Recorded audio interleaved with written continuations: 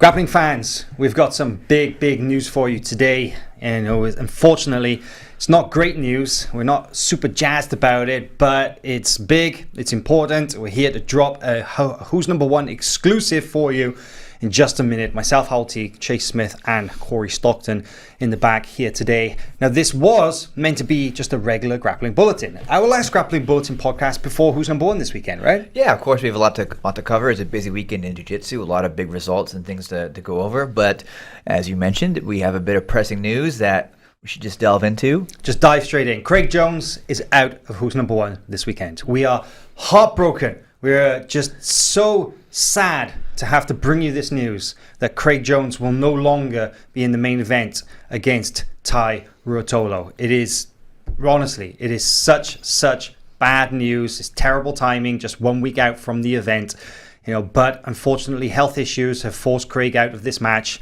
And he is upset about it, because he wanted this match more than anybody. Of course, it's a terrible situation for everybody involved. Ty's bummed out. Craig is sad. But hopefully on the men soon. Obviously, that's first and foremost what we're concerned with is Craig getting back on track and healthy again. But we also have a pretty nice replacement that we've managed to wrangle on short notice. So indeed, it's not quite as good as Craig versus Ty. And like you said, we're absolutely just busted up because, you guys saw the cool Road to Who's Number One video we put together, and it's such an interesting matchup on its own. However, these things happen. They do. And it's important to just keep pushing forward. And we managed to put together, I think, a pretty awesome second match. I think so. Well, we've done some jiggery-pokery on the full event. So now the main event is going to be... Did you just say jiggery-pokery? I did, yeah. All right. Just want to make sure I understand. We've done some little magic moves and stuff to make sure that this event is still just as good as ever. So now our co-main event of Rafael Lovato Jr. versus Gilbert Durinho Burns, the former Bellator middleweight champion versus the UFC welterweight title challenger, and now going to make up the main event. And a little, like you say, a little sort of mix up in the order of the matches, but Tai Ruotolo will still be in action on the next Who's Number One this Friday, April 30th, and he's going to be taking on local boy William Tackett, the 2020 breakout grappler of the year, the rising talent, the brand new black belt from Checkmat, one of the most exciting no-gi grapplers in the world, the number 3 ranked 185-pound grappler, and he's going to be taking on Tai in a match that isn't quite the same as Craig versus Tai, but still, it's pretty good, right, Corey? It's absolutely a great match, and there were a lot of pound for pound things going on with Craig versus Tai, but now there's a lot at stake here too. It's a 185-pound match, and it's a genuine 185-pound match. We know that Tai is looking to move up into maybe the 185-pound weight class, 88 kilogram for ADCC. So this is a really good preview of an ADCC we could see in 2022, 2023, 2025. There's a lot of stake in the weight category on this match. Yeah, you said it perfectly. There's a lot of implications for this because they are two of the brightest stars in the no-gi scene, and it's crazy to think that Tackett's 20 and Ruotolo's 18. This could be the first of many times that we end up watching them compete against each other, but not a bad place to start. No, I love this match, to be honest. It's one that we've kind of kicked around in the past as a potential opportunity here, and of course we're sad that it came together this way, but at the same time I'm super excited. And one of the reasons that I think is most obvious to anybody who's watched these guys compete, they are both just fan favorites. They're so exciting, so aggressive, very open games. They just want to force a scramble. They want to kill their opponent. They want to submit so badly. And I think it's going to be fun to watch their energies mesh and see how they combine. I was talking to William a little bit yesterday because we were getting some photos from him and stuff. What did he say? Oh, he was just pumped, right? Just excited for the match. And I'm like, man, this was a hard one to predict. It's like there's going to be so much movement. It's going to be hard to say how exactly the winner will come out on top, right? Because it is going to be, I think, a movement-based game. They're not going to be shutting each other down as much as they are just leaping past one another. So not that long ago, December 2020, our last Who's Number One event of that year, actually featured Tai Ruotolo in a no-gi match against Tackett's teammates, Cody Steele. So Corey, what do you think? Having seen that match and saw where Tai Ruotolo was able to finish Cody Steele with an inside heel hook, do you think that match gives us any indication of what to expect in this one? I don't know if anybody knows what to expect from this match, despite the fact that we saw Cody and Ty not too long ago. I think that if anything, it might give Tackett some ideas of what to expect up against Ty. We might see something way different than we saw between Ty and Cody, specifically because despite the fact that Cody and William Tackett might have similar styles, I think that they've been game planning for this match or for this potential match. I think we all had to know this was going to happen sooner or later. Yeah, great point. Great point. I just want to stress again about how this, it's such a shame that Craig, his health issues forced him to pull out from this event. He was super excited for it, and yeah, he's been busy. He's been traveling around the country doing his seminars, and he's currently head of help coaching on the Ultimate Fighter in Las Vegas. But he was really, really focused for this because he understood that how much was on the line for him. How much he had how much he stood to lose going up against somebody like Taira Ruotolo, who was really going to try and make his mark on the no-gi scene by going up against a ranked 205-pound grappler like Craig. So we are very confident that this match should happen again in the future. It's just, it may take a little while. So with Lovato versus Burns in the main event, the William Tackett versus Taira Ruotolo is actually going to become our new co-main event. So not bad a replacement at all. No, it's actually pretty cool, too. We have the 170-pound grappler in Taira Ruotolo, number 3 ranked, taking on the number 3 ranked 185-pound grappler in William Tackett. And Ty has probably put on some weight, and I think would be a cut for him to make 170 at this point. Yeah. Obviously, he was also booking up for this Craig match where it was even above the 185 limit. So I'm a little bit intrigued, actually, because, we've seen Ty has been growing so quickly over the last couple of years. fall 2019, he was competing in the 66 kilogram division at ADCC. He's been competing in 2020. He competed in the Kumite at 170 pounds and, 170 pounds match against Cody Steele there, who's number 1 at the end of the year. And now this, of course, is a 185-pound match, and as you said, Tackett is ranked as well. So it's really interesting for me as to whether this is a preview of what to expect from Ty. Whether he is actually going to remain active at 170 or whether 185 will be his new home. I think, to be honest, the result of this match, Corey, maybe you agree, the result of this match against Tackett could determine where Ty decides he's going to go. Yeah, absolutely. I think that if he does well here, this might be the place to stay. We know that he wants to get bigger for his ADCC future. But if he struggles here, that may shake up things for both Ruotolos because they're both deciding their weight classes based on one another. Yeah, good point. Really good point. Well, I've seen some interaction in the live chat here. There's certainly some chatter. There's a lot of chatter. However, what's pretty cool is that people are actually saying that, not going to lie, Ruotolo for Tackett, it's an interesting matchup, and I think everybody can appreciate that, It's a real shame that, unfortunately, that Craig is not going to be able to compete, that his health issues, are forcing him out of this. But, hopefully just a very temporary sojourn away from competition, because we know Craig likes to compete. He's very active. He competes on basically a monthly basis. So I don't think it'll be too long before we see him back. He'll probably be back in the co-main spot where he belongs, apparently. Couldn't keep the main event, just can't do it. So. Always number 2. Always number 2. Get well, Craig. Hope you're feeling better, dude. Yeah, for sure, man. Craig, we love you and we'd like to see you back. But, well, hopefully not too long. Okay, well, that's the big pressing news out of the way with. Rip the Band-Aid off. Should we talk about some jiu-jitsu from the weekend? Let's get into it. So, Corey, you were down there at Fight to Win. Pretty crazy event there in Miami, Florida. We had Wagner Rocha versus a William Tackett go down. What were your thoughts on that event? How'd it go for you? Yeah, there were a lot of stakes in this match, right? Wagner is the number 1 middleweight, and we all know how hungry Tackett is to get to that spot. But it was a really interesting match. We saw some. I think we actually had some highlights here too. We could run. Yeah, let's roll those. We saw some interesting, some new angles and some new approaches from Wagner. I was not so surprised to see how good he is in leg lock, but I was surprised to see him willing to sit and trade with a dangerous William Tackett in 50-50 for most of the match. I've been saving onto this for a while, but this really is proof that you can teach an old dog new tricks. Because, of course, Wagner is the grizzled veteran, 39 years of age. He is out there competing against guys. William is almost half his age, and he's going head to head with them in positions that are very much kind of category, the modern game, right? The modern no-gi game that a lot of other grapplers, they struggle with, man. As guys get a little bit older, they get dialed in on a game that works for them, and they don't mix it up too much.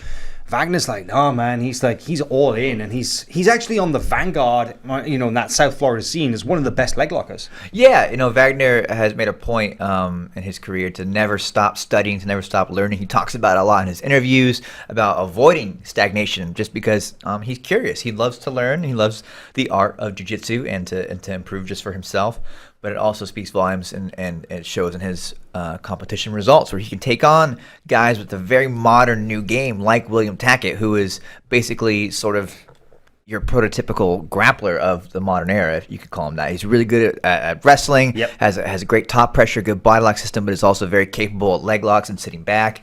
He's very well-rounded, and Wagner seemed to really take all that William could throw at him without much issue. Yeah, great point. And Corey, you were there. Obviously, you were mat side. You got the closest look than anybody. But the decision went in Wagner's favor. There have been some talk sometimes about fight to win matches where the things are particularly close. But how do you feel about the result here and the way that the judges called it? It was really close. I think the match, by the fight to win rules, could have gone either way. They were about even on leg entanglement exchanges specifically, but on submission exchanges overall. But I think that from outside of that rule set, I think Wagner dominated positionally, and he answered the call every time Tackett put him in a position that he wanted, and firing back as well. I was just seeing there on the clip, man. I mean, like Wagner was digging his own heel hooks at the same time, so they were going like 1 for 1 on those attempts, right? Exactly. And towards the end of the match, Wagner really took control and started passing, and nearly took Tackett's back. Wow. Okay. So you think maybe that was the deciding factor, just that little bit of just ahead slightly, and just that little bit of work rate. It could have been, and some of his heel hooks looked a lot more significant. Really? Okay. Wow. Well, it's cool. I think Wagner, he thrives on that crowd, on that energy, right? And competing in front of his hometown, his friends, his family, the fight sports crew. They pretty much dominate the jiu-jitsu scene in Miami, right? And of course, with Wagner just outside of Miami in Hollywood, man, just up the road basically, and you could see that pass attempt right there. I think, yeah, it's home turf for Wagner is a huge advantage, right? Oh yeah, I mean, there's a definite psychological edge going against anybody from the fight sports crew in Miami is daunting. They have 60 people there probably. Oh, so it was a split decision actually. One judge did give it to Tackett, the center referee. I mean, it was a close match. You can see from the highlights even, and I'm sure there were plenty of other moments there where it was very deadlocked throughout. So, great showing from William, right? I mean, nothing to be upset about from that match. Obviously, he would have preferred to take home the W, but at the same time, taking out someone like Wagner is a tall order for anybody, and he looked good. He had moments in the match himself, and I think it'll be extra motivation to come out and perform this weekend at Who's Number One. Yeah, straight back on it. Well, I mean, all kudos to Wagner in capturing the fight to win title and a great win over a highly ranked opponent. Let's hear what Wagner had to say. Like attacking, is that something you feel? Yeah, I've been, this year I took, not this year, the year 2020 when COVID hit, I took that year. I felt like it was going to be a slow year overall in jiu-jitsu for me, even though it wasn't. I probably fought close to 10 times. I took that year to focus on getting better at my leg attacks and offense and defense. And 50-50 is a good place I like to hang out in, and I get a lot of finishes there. And William did a good job stifling me. I had a couple good, solid attacks. I felt like I had more attacks on him than he had on me. He had one good attack on me, and the rest I felt like I was in control. But yeah, that's a good place for me, and I defend my legs really well. I have very good awareness of where my foot is at all times, and how I'm supposed to, generate offense and defense from the positions I'm in. Coming into this match, did you expect him to go after your legs? Of course. He's been doing it a lot in his last matches. He's been finishing, he finished Hibamar with the leg. He was attacking on Combs' legs. He attacks often on legs, and I felt like that would be a place he would try to stifle me into. But I was ready for it, and I was ready to play with him. So, I wanted to play. To be truthful, I want to get better fighting. I don't want to just always lead back to what I do best. and I'm trying to mix it into my attacks. Today, I almost got his back there at the end of the match. I had him turning, and I had him in trouble with the legs a couple of times, even though it didn't show on his face. It was tight. It was a good overall match. I had good pressure, almost passed a couple of times, got close to the upper body. So it's it's a learning curve for me. I'm getting old, but I'm still learning a lot. I'm getting old, but I'm still learning a lot. Well, I think, Wagner is actually, he's a little bit self-deprecating in that statement, but I think that, man, he is an inspiration. He's an inspiration 100%. to older grapplers, right? Absolutely, absolutely. I mean, that's the kind of mentality you want, especially someone who's still winning. A lot of times you run into a very dominant athlete, and this is how you do it. This is the way I do it. This is the way I win. And it's hard to argue because they're winning. Yeah. Wagner's winning and is still open to new ideas and things. So that's really cool. I think the Wagner that we see now is very different to the Wagner that we saw at 2019 ADCC, very different to the Wagner you saw at the ADCC in 2017, very different to the Wagner you saw in 2015. He just keeps getting better and better, man. I'm interested to see how far he can take it, especially at the age as well. It's a huge factor. For sure. Okay, cool. So it wasn't the only interesting match fight to win. There were some really notable results, Corey. We'll talk about Junior Ocasio in just a second. But anything else you wanted to highlight from the matches this weekend? Absolutely. The co-main event was Tubby Alquin versus Gabby McComb. That was a back and forth match. They went after each other for the entire 8-minute match. Tubby ended up taking home the victory. She had a really significant reverse triangle where she turned into a teepee at the end, and then she finished the match with the darts. She looked absolutely unstoppable, especially towards the end of that match. Tubby's good, man. She's really, really tough, huh? Good. Yeah, and speaking of the teepee choke, didn't her brother hit a teepee earlier that night? Yeah, her brother finished a nasty-looking teepee at I think in the purple belt rounds or the brown belt rounds. I love it, man. That's so cool. Teepee choke. That's a sneaky one. Sometimes people don't respect very much, but yeah, right. The right person can really do some damage there. Cool. So Junior Ocasio was in action as well. Let's roll the clip so we can take a look at what we're seeing. And what do you think about? What do you got to say about this match, Corey? Yeah, he's just built for this rule set. He has so many attacks from so many different angles, and he's known as a leg locker, I think, because of his Z lock and his time spent with Eddie Cummings. But he showed in this match against Tainil the Jesus that he can attack from anywhere. He had a really nice Kimura sequence toward the end. One thing that I think I found last night working on the Grappling Bulletin article, Junie is 11-2 since August of 2020. His only 2 losses have come to bigger opponents. So in his weight class, he's 11-0. Wow, man, that's pretty impressive. I think that. Junie is also the kind of guy that if you look at the matches that he's lost, it's usually against very highly ranked grapplers. Yeah, he's got no fear. He'll go against those guys. But, man, he is pretty relentless with those submission attacks. And I like the way that he's now starting to mix up his attacks, because I can remember having seen Junie in the past. He was so leg focused.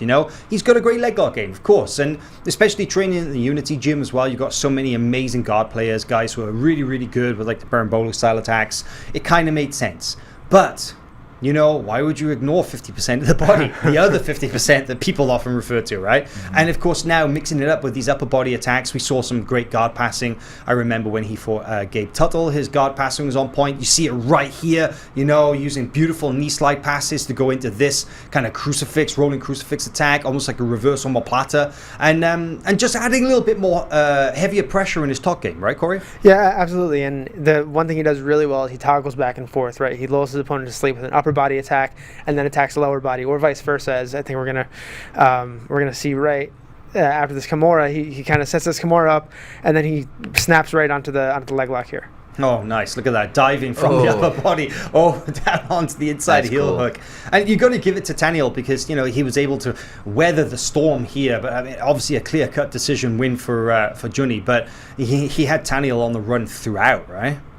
Yeah, absolutely. He definitely took control of this match. I don't think he had any. I don't think he gave control or really allowed any kind of offensive maneuver against him. Wow, really impressive. Well, a lot of fun to watch. It's nice to see Junie picking up a good win. Yeah, Junie's great to watch, and I was just thinking during that clip when you were talking about how Junie's showing a more well-rounded game of late. I was just thinking, man, if you want to learn the pass, you've got the right person there, Marilla Santana, to show you how to put some heavy pressure on. So Absolutely. Well, speaking of heavy pressure, let's talk a little bit about Artista, because the Artista Invitational went down last weekend, and well, this is a little bit of a slightly different event. Chase, why don't you explain the concept between Artista and what it is? yeah, I'm a big fan of this style event. So it's just a closed door kind of private gym or private event held inside of a gym, basically, and it's just a chance for athletes to showcase their skills in a competition format without maybe having the pressure of an event promoter to have to sell seats, to do all this stuff. It's just like, okay, let's just have a real match, but in the gym, and let's see what happens. Right. And that's what Artista's done. This is their third show. They're based, I believe, in somewhere in Nashville, Tennessee, and they have put together some great matches. This weekend we saw Jonathan Alves there, Tynam Dalpra was in the house, and Igor Future also was taking part. Yeah, this was a lot of fun, this event. So it's their third invitational, the Artista Invitational. They had two 20-minute submission-only super fights. As you mentioned, Jonathan Alves of Mendes Brothers AOJ was up against Gabriel Souza of ZR Team, and then Tynam Dalpra, also the black belt from AOJ, up against Mateus Luna of Checkmat. And then they actually had an 8-man bracket, which is interesting because it was a brown and black belt combined lightweight absolute. What does that mean? It basically means that all of the weight categories up to lightweight were combined. So rooster, light feather, feather, and lightweight. And a very interesting mix of names actually in that one, because you had black belts like Bebeto Oliveira, and then you had some standout grapplers like Eduardo Hockey, the brown belt, Clay Mayfield, the brown belt, Igor Feliz. So a very interesting mix of names. Well, let's jump in on the results. Let's talk about the super fights first. So Jonathan Alves, let's lead with him because he was able to score an arm triangle win against Gabriel Souza. And we got a little highlight video that we can play while we're talking about this. Courtesy of the Mendes Bros and AOJ. Yeah, and you can see inside the gym, intimate kind of setting, Closed not door, too many people. yeah. Yeah, closed door. But I like that because, man, those matches, they just feel that little bit more intense, right? Yeah, there's definitely a certain vibe to that environment, and in any case, though, you get a clear view of the jiu-jitsu. There's no distractions, and you can see Jonathan's just been on a roll lately. I feel like between him and Tynan, they're winning matches every single weekend, either IBJJF or things like this. I think that's the perfect strategy because both these guys are rookie black belts. Well, Jonathan maybe not now. Maybe he's been around a little bit longer now. He got his black belt in 2019, but still, he lost most of the 2020 competition season. But he's been really active, as you say. Since the return of IBJJF, basically since September 2020, competing what feels like every weekend. Tynan was right back on the same rhythm. Competing a lot as well. Obviously in the brown belt ranks, and then recently getting promoted to black belt. Now this is his first season as a black belt, and they keep him that momentum going, keeping it high. Yeah, absolutely. Corey, did you happen to catch any of this event, and what do you think about maybe some of the matches there? I didn't see it real time, but I did get to watch both these matches, the AOJ matches, and they look dominant as ever, right? They're always just kind of using that. It's a real traditional AOJ style, right? It's that smooth passing game where you can see that there's a lot of pressure, but it's really like the movement is flawless, and the timing for the submissions is perfect. One thing I want to point out, both of these guys have 15 wins on the year already. Wow. Tynan is 15-0 now, and Jonathan is 15-1. 15-0, that's crazy. We have a quick clip too of Tynan's performance from Artista. Let's run that. This was a very different approach as well because even though they are both training out of Mendes Brothers, they have different games, right? Yes. And Alves is a real pressure player. He loves that heavy passing game. Tynan, man, I don't know. He seemed a lot more. Obviously, amazing control, amazing movement, but just a little bit more opportunistic maybe in his finishes. I mean, he's so creative. Right. I felt like it was just last week we talked about him putting 70 points on a person. Maybe it was just last week. It was, yeah. I really feel like he's just exploring his strengths, and he seems to have a lot of them, right? I mean, he's just very creative and in the groove. I mean, when he's feeling it, he's a hard man to stop, and no one's been able to do it his entire time at black belt. You can see here this armbar transition begins from a sort of a top position, and as Mateus Luna tries to bridge out, I mean, the control there that Tynan was able to exert upon his opponents is just phenomenal. And man, like you say, so creative, but there is such a precision to the technique. It really is so impressive. I mean, you could sort of say the Mendes brothers, they pump out clones of themselves, but I'm not talking about the specific techniques that the people use, because everybody has got their own individual games, right? Tynan's game is very different to Jonathan, and both of them are very different to both of the Mendes brothers. They're able to put their own flavor on the jiu-jitsu. When I say that they pump out clones, it's because there's an absolute laser focus on the precision of those techniques what makes them look so similar, right? Yeah, I wouldn't argue that point at all. I think they are extremely dedicated and focused, and it's showing now. It's fun to watch these guys go because they are just untouchable. Yeah, results speaks for themselves. And big shout out as well to Igor Feliz as well, because he was able to fight through a tough bracket and become the Artista Invitational champion. I think he beat Bebeto, that's Carlos Alberto Oliveira in the final of that division, and we will have all the matches here on FloGrappling very soon, so you'll be able to go back and check all those out. Awesome, looking forward to that. I like the Artista series. It's fun. There's been some great matches. Like I said, I love that gym sort of challenge as well. It's a real stripped down competition environment, and Corey, you compete more than anybody else on the FloGrappling team. You've been inside those big arenas when there's hundreds of people and it's screaming and there's loud and there's noise. Have you ever done any like closed door events kind of similar to this? During COVID, there were a lot of events like this, especially on the East Coast. There were a lot of, you can't have 1,000 people in a venue, but you can have yourself, your coach, and your opponent and their coach. Definitely a different vibe, right? There's a lot less intensity in the air, which I think some competitors might get a little more creative like that, or some competitors may feel a little bit more stripped down. It's like anything else. It's about, do you feed off the energy, or do you feed off the ability to go out there and do your thing? Very cool, man. Yeah, I like it. It's a very, very different environment. Like you say, it enables you to try out different things you might not if you know that you got to fight your way through a 5-person bracket. But True. Very, very cool. All right, so Prospect Watch is something that we like to do here at FloGrappling. We like to keep an eye on those emerging talents. It can be any belt pretty much, you can be a brand new black belt, or it can be a blue or purple belt. We don't discriminate here at FloGrappling. If we see a talented grappler coming through on the scene, we're going to do our best to highlight them. And somebody who's been on our radar for a little while actually, but really impressed us on the weekend, was Bree Robertson of 10th Planet. Yeah, Bree's been killing it. She's 6-0 on the year, and 5 of those wins have come at Fight to Win. And I was at quite a few of those events, and I kept seeing her just heel hook people. Right. This girl is finishing everybody, and she just submitted Jasmine Hosha over the weekend at Fight to Win to secure a brown belt title there, brown belt.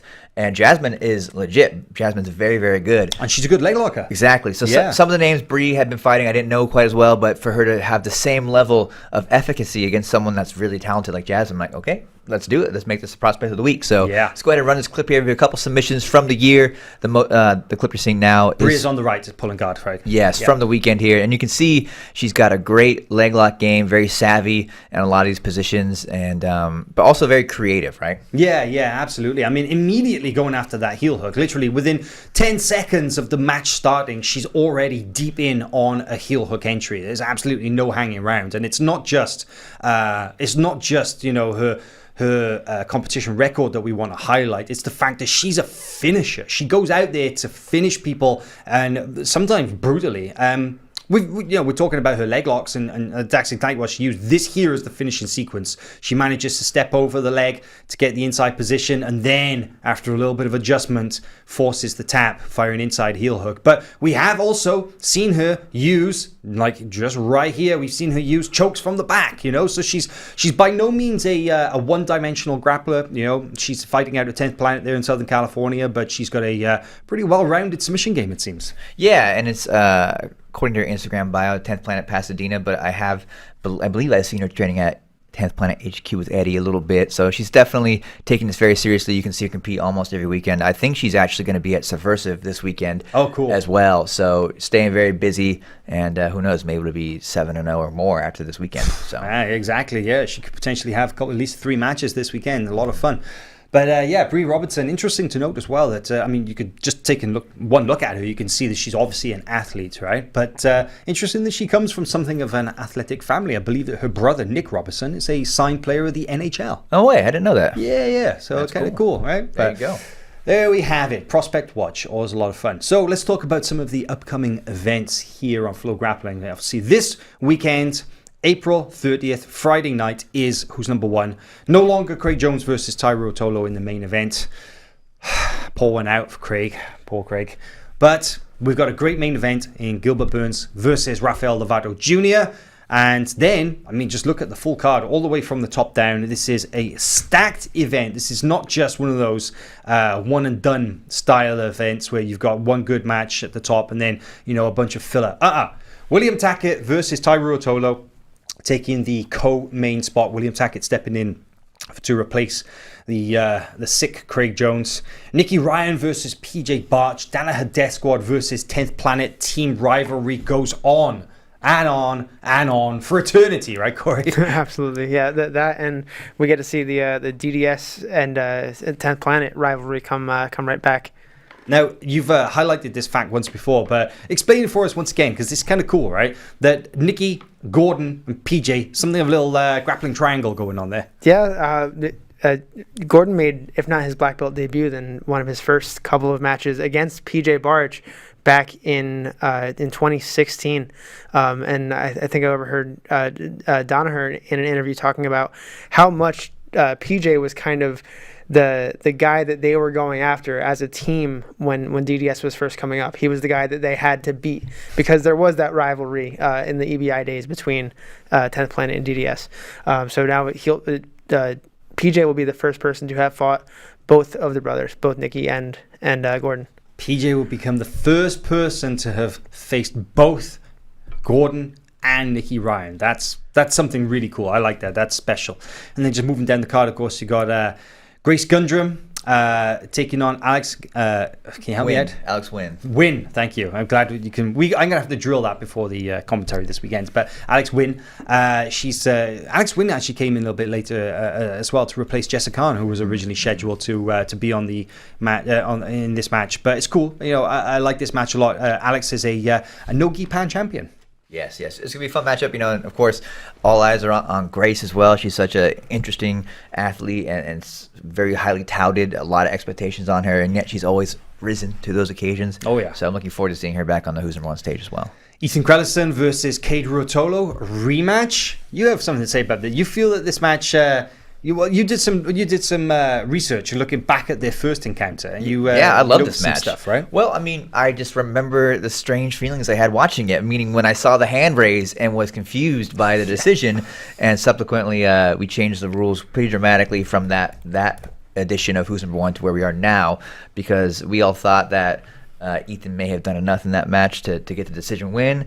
Cade got the win. Both men were unsatisfied with the way it played out. Cade, didn't like that W, and he told us as much, saying, satisfied but never happy is what he said to us, and that he's looking for a definitive win over Ethan, and Ethan would like to get that back. So we both know from watching any of their matches, they're extremely active competitors. They love to keep the action moving, and I expect nothing less. So it's going to be a fun match. I think it's just going to be really creative jiu-jitsu and a lot of attacks. Yeah, I'm excited for that one. And then Andrew Wiltsey versus David Garmo. This is a really fun match. Wiltsey and Garmo, they have a little bit of history, if I'm not mistaken, right, Corey? I think that they've maybe trained together. They're definitely from at least the same area. So if they haven't trained together, they've definitely spent a lot of time at competitions together. They for sure know about each other. I'm sure they know everything about each other's games. Sure. That's well, I'm excited for this one. I think that you look at the jiu-jitsu, and stylistically they're not like too far apart from each other, right? I think maybe that Andrew was a little bit more leg focused, whereas he loves getting the back. Where I think that Garmo is very clear that he's definitely a headhunter. He loves the chokes, he loves the anacondas, loves the guillotines, but he likes to play the leg lock game as well. I would say Garmo's a little more opportunistic with the subs. He'll jump Right. on stuff, and Wiltsey Systematic. just breaks people down and Yeah. gets them out or gets the Methodical, back. So that's a fun match. So again, who's number one? We try and pick athletes that are really pushing the pace Right. and chasing the submission win with vigors. And I think Vigor. That's a great way to describe it. I like that. That's the I think perfect example of that in Wiltsey and Garmo. We have a couple of free prelims as well on the Yeah, card. I And love these. Always excited to get some fresh faces out there. Showcase some new talent that is ready to break out. We have Jesse Crane from Aries BJJ taking on Lauren Sears from 10th Planet. Nice. That's a really fun matchup there. And we have Heisam Rita, David Garmo's good friend and teammate there, taking on Sloan Clymer from Legion Jiu-Jitsu. Stylistically, that's a this is crazy matchup. This is a really this is a match of opposites, right? You've got Sloan is he's a big dude, but he's just so muscular and he's like compact in comparison. And, we've seen it before compete. He's got this incredible squeeze, loves just choking people, and and then you've got Heisam is just so long and lanky, but he's able to hit some really creative submissions as well. He's got great judo because of his time living in Japan. He's got great arm bars. He's working on the leg locks as well. It's how did you guys describe this in the Who's Number One podcast, Corey? You said it looks like a Tekken matchup. Yeah. They're both just crazy stylistic fighters, and I would say Sloan is the grittier fighter. He likes to make things a little uglier, little grimier. And Heisam's technique is very, very pristine. It's beautiful, right? And so I think it's a fun matchup because Sloan is going to take it to Heisam, and we'll see which fighter prevails, basically. Yeah, love it. Really excited to see that one. So that's coming up April 30th, Friday night here on FloGrappling.